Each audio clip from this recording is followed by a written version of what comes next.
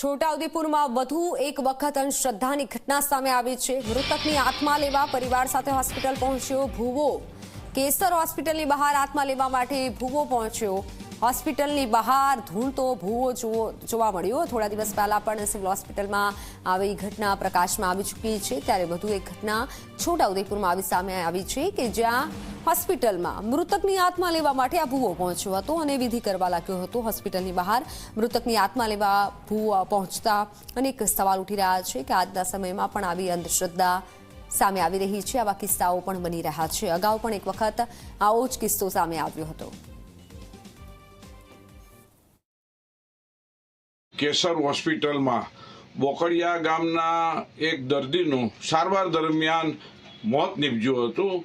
તેના પરિવારે આત્મા લેવા માટે બળવા વિધિ કરવા માટે બોલાવી અને કમ્પાઉન્ડની બહાર વિધિ વિધાન કરે છે। આ બળવા વિધિમાં ધૂણે છે અને આવા ક્રિયાકાંડ કરે છે। વિજ્ઞાન જાથા બહુ સ્પષ્ટપણે માને છે કે ભારતમાં આત્માના નામે અનેક તૂત ચાલે છે। તેમાંનું આ એક હોસ્પિટલ બહારનું બળવા વિધિ એક તૂત જ છે। આવા તૂતથી ભ્રમ ફેલાય છે, ભય ફેલાય છે અને માનસિક હાનિ પહોંચે છે। તો આવા બળવા વિધિ કરનારથી લોકોએ દૂર રહેવું જોઈએ, સાવધાનની અપીલ કરે છે। ફોનલાઈન પર સંવાદદાતા હકીમ જોડાઈ ચૂક્યા છે।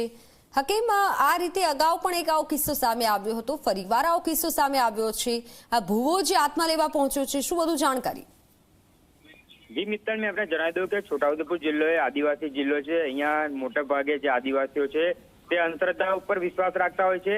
ફરી એક વખત છોટાઉદેપુરમાંથી આવો અંધશ્રદ્ધાનો એક કિસ્સો સામે આવ્યો છે। કેસર હોસ્પિટલની બહાર જે કમ્પાઉન્ડની બહાર જે ભૂવો છે તે ભૂવો મૃતકના આત્માને લેવા આવ્યો છે, પરિવાર સાથે આવ્યો છે।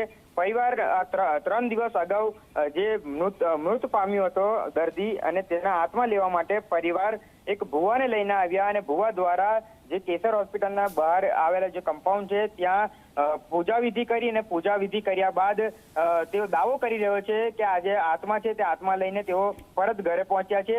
અને આ બાબતે જે વિજ્ઞાન જાથાના જે જયંત પંડ્યા છે તે આ જે તમામ જે ઘટના છે તે ઘટનાને નકારી છે। જી બિલકુલ, આભાર માહિતી બદલ।